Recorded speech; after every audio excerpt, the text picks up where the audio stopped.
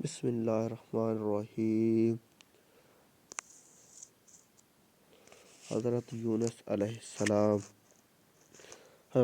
السلام شہر نینوا میں پیغمبر بنا کر بھیجے گئے۔ آپ لوگوں کو ہدایت کرتے، نیکی کی طرف بلاتے، برے کاموں سے روکتے تھے۔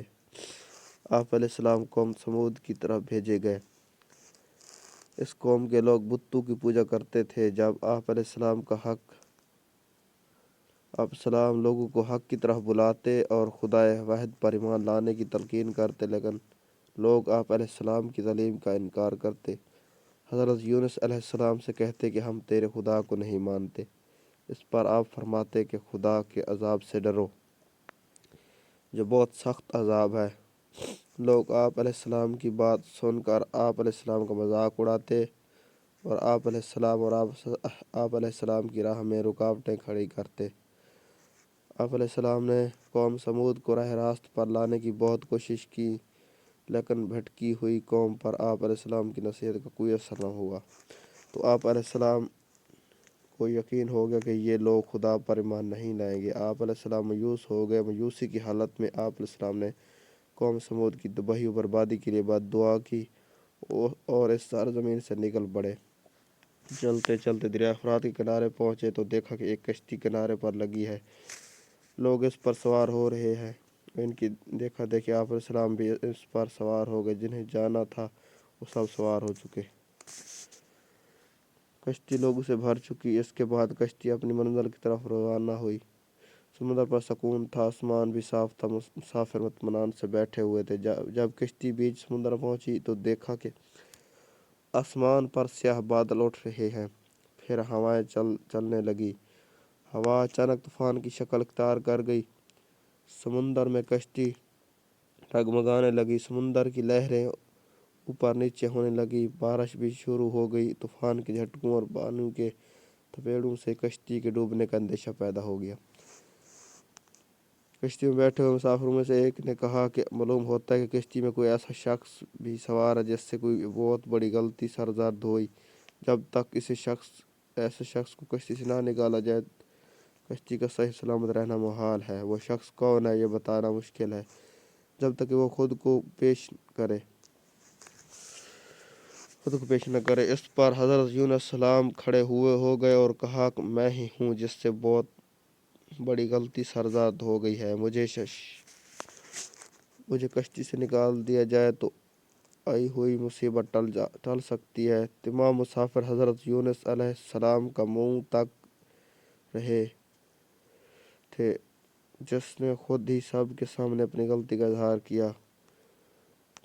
پھر سب نے ایک زبان ہو کر کہا کہ یہ شخص تو فرشتہ صفت انسان معلوم ہوتا ہے، ہم کسی حال میں اسے کشتی سے نہیں نکال سکتے۔ مسافر میں سے ایک نے تجویز پیش کی کہ قراندازی کی جائے، جس کا نام پرچی میں نکلے وہی سزا کا مستحق ہوگا، ہم اسے کشتی سے نکال دیں گے۔ چنانچہ قرعہ ڈالا گیا۔ پرچی میں یونس علیہ السلام کا نام نکلا۔ اس عمل سے لوگوں کو اطمینان نہیں ہوا۔ پھر قرعہ ڈالا گیا تو یونس علیہ السلام کا نام نکلا۔ اس طرح یہ عمل بار بار دہرایا گیا۔ ہر بار یہی ہوا۔ حضرت یونس علیہ السلام نے کہا کہ میں اپنے رب کا نافرمان ہوں، خدا کا حکم بھی یہ ہے کہ مجھے دریا میں ڈال دو، تمام مسافروں کی جان بچ جائے گی۔ حضرت یونس علیہ السلام کشتی کے مسافروں سے ملاح سے بار بار کہا کہ وہ کشتی سے چھلانگ لگانے کے لیے تیار ہیں، اس لیے کہ میں نے اللہ کے حکم کا انتظار نہیں کیا۔ آخر کار کشتی کے مسافروں اور ملاح نے مان لیا اور حضرت یونس علیہ السلام کو دریا میں پھینک دیا۔ دریا میں ایک مچھلی حضرت یونس علیہ السلام کی طرف بڑھی اور نگل گئی۔ اللہ نے مچھلی سے کہا کہ یہ تیری خوراک نہیں، یہ تیرے پیٹ میں امانت ہے، اسے واپس کرنا ہے۔ اچانک آپ علیہ السلام مچھلی کے پیٹ میں اندھیرے میں رہے، اللہ کا ذکر کرتے رہے، معافی طلب کرتے رہے۔ آپ علیہ السلام پکار رہے تھے کہ اے اللہ، لا الہ الا انت سبحانک انی کنت من الظالمین، اے اللہ تیرے سوا کوئی عبادت کے لائق نہیں، تو پاک ہے، بلا شبہ میں نے اپنے ہی نفس پر ظلم کیا، میں ظالموں میں سے ہوں۔ اللہ نے آپ علیہ السلام کی پکار سن لی۔ آپ علیہ السلام مچھلی کے پیٹ میں محفوظ رہے۔ मछली ने दरिया के किनारे पर उगल दिया। जब आप अलैहिस्सलाम मछली के पेट से बह रहे तो बहुत कमज़ोर और ढाल थे। आप अलैहिस्सलाम ने खुली फ़िज़ा में सांस लिया, अल्लाह का शुक्र अदा किया। अल्लाह ने हज़रत यूनुस सलाम से फरमाया, अगर तू मछली के पेट में मेरी पाकी बयान ना करता तो निजात हासिल ना करता। जिस जगह पर मछली ने आप अलैहिस्सलाम को उगला था वहाँ कोई दरख्त था ना कोई साया, धूप ही धूप थी, गर्मी भी नाकाबिल बर्दाश्त थी। अल्लाह के हुक्म से वहाँ एक बेलदार पौधा उग गया। पौधे की बेल से साया आ गया। आप अलैहिस्सलाम साया तले बैठ गए और अल्लाह का जिक्र करने लगे। कहा जाता है कि आप अलैहिस्सलाम के पास एक हरनी आती थी और अपना दूध पिला जाती थी। अल्लाह ताला फरमाता है, हमने बगैर घास की ज़मीन पर डाल दिया और वो बीमार था, और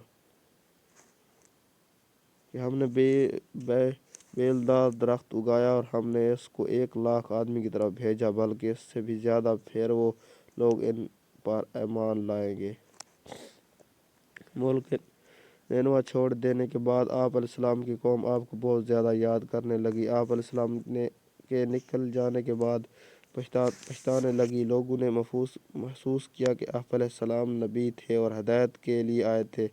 लोगों ने अल्लाह से माफ़ी तलब की और वो हज़रत यूनुस अलैहिस्सलाम की आमद का इंतज़ार करने लगे। लोगों ने इकरार किया कि हम अल्लाह पर ईमान लाए और इस बात पर भी कि यूनुस अलैहिस्सलाम अल्लाह के भेजे हुए नबी हैं। आप अलैहिस्सलाम के लाए हुए पैगाम पर यकीन रखते और यूनुस अलैहिस्सलाम की तस्दीक करते हैं।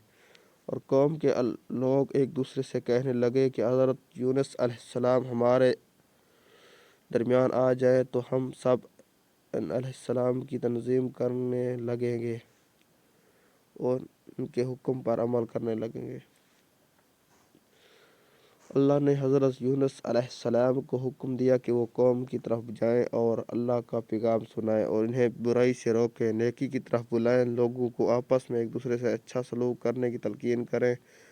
चुनांचे अल्लाह के हुक्म पर आप अलैहिस्सलाम अपनी कौम की तरफ लौट आए तो कौम ने खुशी मसरत का इजहार किया। आप अलैहिस्सलाम की आमद पर अल्लाह का शुक्र अदा किया। वापस आकर हज़रत यूनुस अलैहिस्सलाम ने तबलीग शुरू कर दी और हिदायत देने लगे कि बुरे कामों से दूर रहें, ज़रूरतमंदों की मदद करें, भूखों को खाना खिलाएं, नंगों को कपड़ा पहनाएं, किसी के साथ बुरा सलूक ना करें।